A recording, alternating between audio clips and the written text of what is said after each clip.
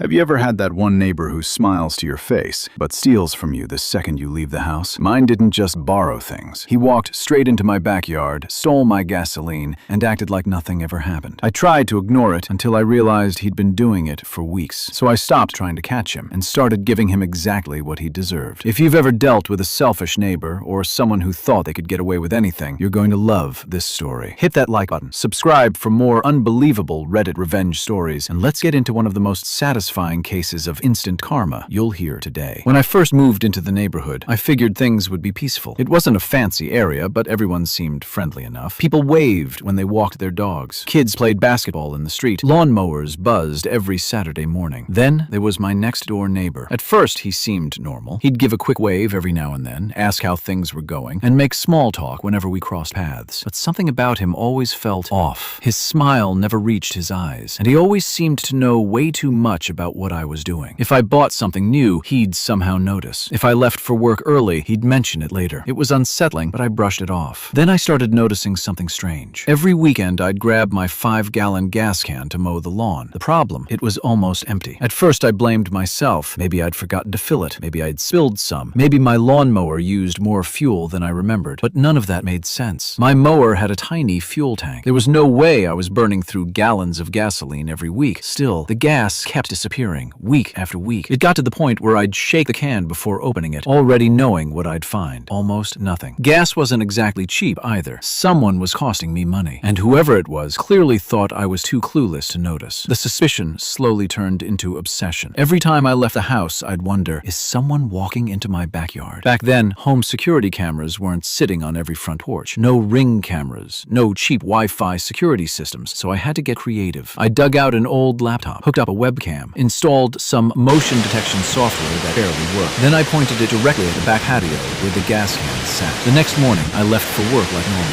5 minutes later, my laptop started recording. That evening, I rushed home and opened the video. What I saw made my blood boil. There he was, my neighbor, calm as could be. He looked around once, walked straight into my backyard, picked up my gas can, and casually walked away like he owned the place. No hesitation, no guilt, no fear. This wasn't the first time he'd done it. This was routine. The confidence in his body language told me everything. He expected to get away with it again. I sat there staring at the screen. My fists tightened, my jaw locked. The part that made me the angriest wasn't even the stolen gasoline. It was the disrespect. He knew it wasn't his. He knew he was trespassing, and he clearly thought I was too stupid to notice. For a split second, I considered calling the police, but what was I going to say? My neighbor stole some gas. Even with the recording, it felt like more hassle than it was worth. Then, an idea crossed my mind. One so ridiculous, I actually laughed. Over the next week, every single time I used the bathroom, I walked outside afterward, opened the gas can, and added a little surprise. By the end of the week, that 5-gallon container wasn't holding gasoline anymore. It was almost entirely urine. There was just enough gasoline residue left inside to keep the smell convincing. Anyone paying attention would have known something was wrong, but this guy wasn't paying attention. He was stealing. So I decided to help him steal exactly what he wanted. Now all I had to do was make sure he'd take the bait. One Saturday morning, I put on the greatest performance of my life. I packed a couple of travel bags into my car, opened the hood, checked the oil, walked back inside, came out again, loaded another bag,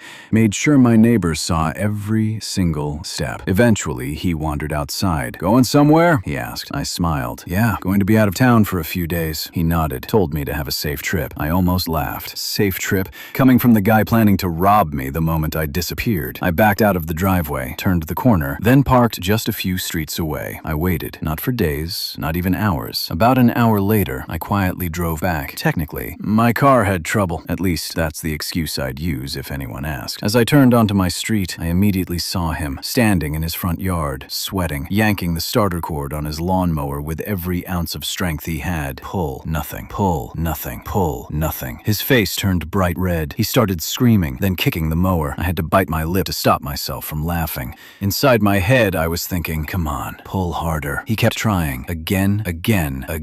Nothing. Eventually, he stormed into his garage. A few minutes later, he climbed into his car. I watched from inside my house through the blinds. The engine started, barely. He drove away. 1 block, 2 blocks. Then, silence. The car rolled to a stop. Smoke drifted into the air. He climbed out, started yelling, throwing his hands into the sky. Even from that distance, I could tell he had absolutely no idea what had happened. I casually walked onto my back patio, picked up my gas can, completely empty. Mission accomplished. I don't think I've ever smiled so hard. The best part? I never had to confront him, never had to argue, never had to threaten him. He sabotaged himself. All because he couldn't resist stealing something that wasn't his. You'd think the story would end there, but it didn't. Because, as it turned out, this guy wasn't just a petty thief. Over the following months, I learned he'd been causing problems for half the neighborhood. Stealing, lying, harassing people. Apparently, he even had outstanding arrest warrants. One day, I came across information about a sheriff's citizen ride-along program. People could apply to spend a shift riding with deputies. Applications required your personal information. Guess whose name accidentally found its way onto one? A few days later, deputies showed up at his house, expecting to meet the applicant. Instead, they discovered the warrants. Within minutes, the handcuffs came out. Watching him get escorted to the patrol car was almost surreal. This man had spent so much time believing he was smarter than everyone around him, that nobody could touch him, that he could trespass, steal, lie, and keep getting away with it. Instead, his own actions caught up with him. First his mower, then his car, finally the law. I never had to scream, never had to fight, never had to vandalize anything. All I did was let his own greed do the work. Sometimes revenge doesn't need to be loud. Sometimes all it takes is giving someone exactly what they're asking for. There's something strangely satisfying about watching someone destroy themselves because they believe they're untouchable. Greed has a funny way of making people careless, and eventually, careless people always make one mistake too many. If you enjoyed this revenge story, leave a like and subscribe for more unbelievable Reddit revenge stories every week. And let us know in the comments, what would you have done if you caught your neighbor stealing from you? Until next time, remember, karma doesn't always knock. Sometimes it just waits for someone to pull the starter cord one more time.